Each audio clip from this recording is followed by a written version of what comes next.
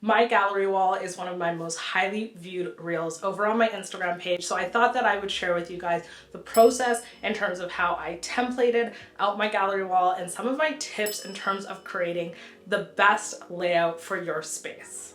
Now, I previously recorded this video while I was in the process of doing this, but all of the footage came out super blurry. So I'm redoing the video, and it's unfortunate because I did want to take you guys through the process with me, but I still feel as though sharing the tips are going to be valuable to you, your guys' process in terms of what you decide to do for your gallery wall. A gallery wall is an easy, simple way to fill up a lot of wall space that is inexpensive, adds character, adds personality to almost any space.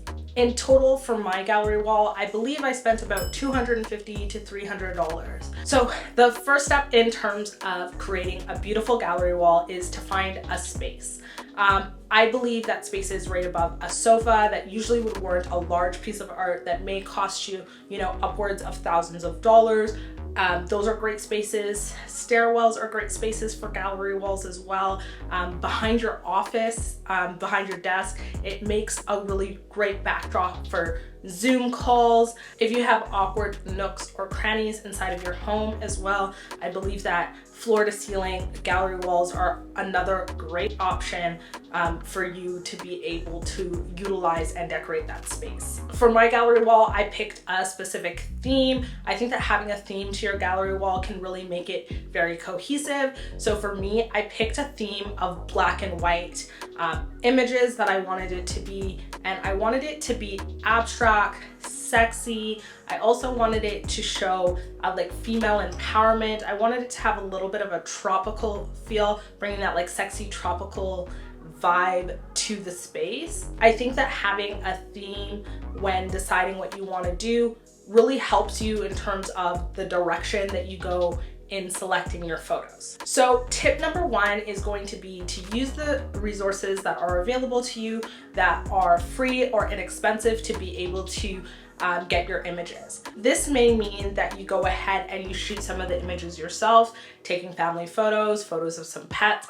I don't specifically like pictures of myself or of my family in my home unless they're kind of more hidden, smaller. I didn't really want to blow up a huge picture of myself. In terms of resources, Etsy is a great resource to find images, and I do believe that I purchased 2 of these images on Etsy. A lot of these small business owners then have on their websites like a curated package of like 3 images that will go together, which makes it a lot easier for you if you are looking into creating a gallery wall, but maybe you don't know how to pair things together. Now, I didn't do that for my space, but I do think I picked 2 of these images from Etsy, but they were from different sellers. What you'll end up doing is you'll purchase your downloadable image, and it'll come in a variety of different sizes, or you'll download your image, and then what you'll have to do is you'll have to resize it, which we will go into depth on how you can do it. Another free resource that I really enjoy for curating images is going to be Pixel and Upsplash. I think that because you are using them as art in your home, it's really nice to just kind of tip those people. It doesn't have to be hundreds of dollars that you give them, but $20, $30, $10, whatever you can afford to tip these creators would be great. So a couple of these images, and I'm not sure which ones, are from Upsplash and from Pixel. The last option, and one of the images that are on my wall, is just some text. So another thing that you can do is you can go ahead and either take your images, or if you have a quote that you really like, is go ahead into Canva and then create your own digital print. This is another way that you guys can also make some money. If you created a print, then you decided to upload it on Etsy and sell it.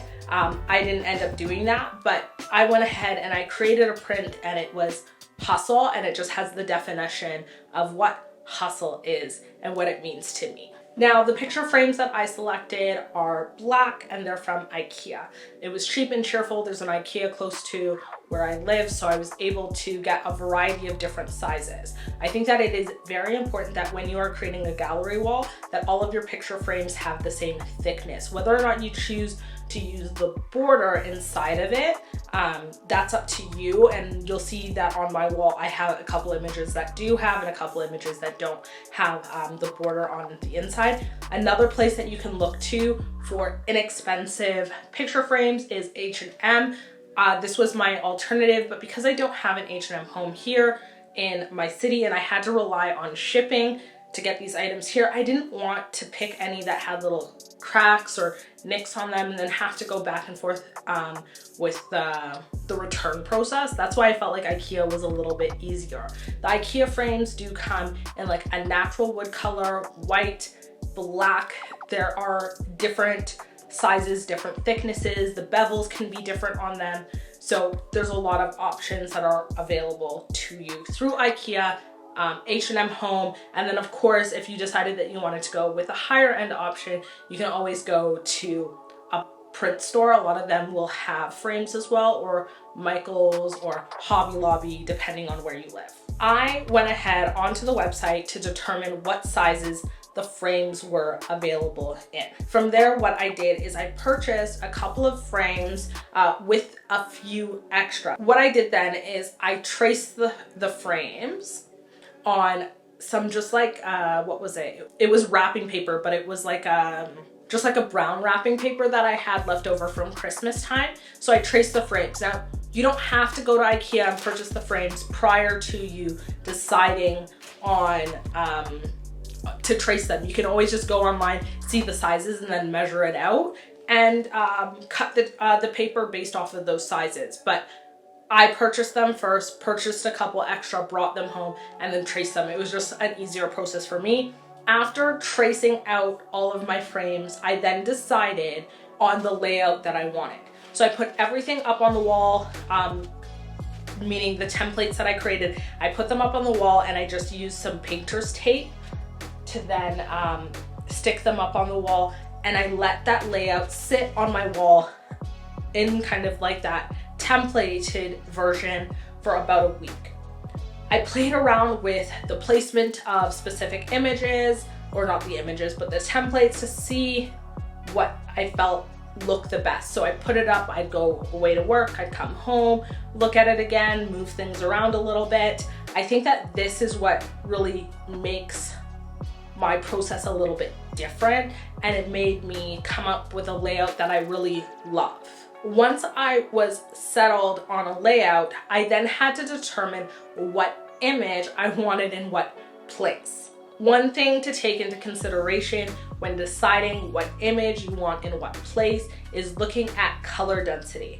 So as you can tell here, I have some that have borders, I have some that don't have borders, that are very dark, like these two are very dark, and making sure that you don't have like all of your very dark images on one side and all of your really light images on the other side is very important so that you have a balance. I decided that I wanted the girl holding her legs to be the largest image, bringing a little bit of sexiness. I liked the black girl, which you may not see because it may be out of focus, in her hat, which kind of brought like that woman empowerment, but the tropical feel as well to the gallery wall. This is probably not waves, but I pretend that it is waves because that kind of goes with the theme in terms of what I am going for. So I just started to think about where I wanted them, if I wanted a white border to bring a little bit more lightness to it, if I didn't need the border. After determining the placement of all of my images, I then know what sizing of images I need for my wall. Make sure you take into consideration when you know the size, whether or not you're using the borders or not, and the packaging for your frames will tell you what size image you need. It'll be like you need a 16 by 6 or whatever it may be. It'll tell you the exact size that you need to be able to fit inside of the frame. So once I determined all of my images, I determined the sizes that I needed, and I actually got those sizes. And I will show you a little trick in terms of you can go into Canva or you can go into Lightroom Mobile. I used Lightroom Mobile because I was on my phone.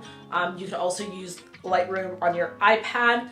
There are other resources online that are free as well that you can use to change the size of an image. So if the image doesn't come in the size that you, or if the image does not come in the size that you require for your frame, then go ahead and change the size of that image. I then took my iPad with me and I went over to my local Staples and I had them professionally print all of my images. I decided that I wanted to go with a matte finish for all of my images, although you may decide that you want to go for a glossy finish. Just be careful with the matte because it does kind of scratch a little bit more easily in comparison to the glossy, but I decided that I wanted a matte finish for my images. They'll cut them for you, they'll print them out. It takes them about an hour or two if they're not busy. If you want to be really courteous to the staff, then you can give them about a day or two notice and then come back the following day to pick up your prints. Now, all of the hard work is done. All you have to do is then put your pictures into the picture frames, which I'm going to show you a video of me doing. And this was the video that was on my Instagram page that people loved so much. And I don't know why, because I had like hair flying everywhere. But go ahead, put the pictures into the picture frame, and then all you're going to do is you're going to replace the templated wrapping paper. My phone is going off, you guys. The templated wrapping paper with the actual image. I'm in a rental unit, so I went ahead and I used some of the sticky tabs, although you can use nails in your wall or whatever you would like to be able to hang up your images. Ultimately, I'm very happy with the outcome of my gallery wall, and I just wanted to share some of my tips and tricks in terms of how I created it with all of you guys in hopes that you guys can create more cohesive gallery walls, because I have seen some shady gallery walls out there, you guys. Some that I'm like, did you really think that all of those pieces went together? I know that this was a little bit off the beaten path for me in terms of what I do over here on Instagram, but I wanted to share my process in terms of how to create your own gallery wall that was inexpensive, cheap, personable, gorgeous, make your space your own kind of vibe, because you know that's me. I want you to always live your fabulous life. But until next time, you guys, see ya. Actually, see you soon because I have to film another video.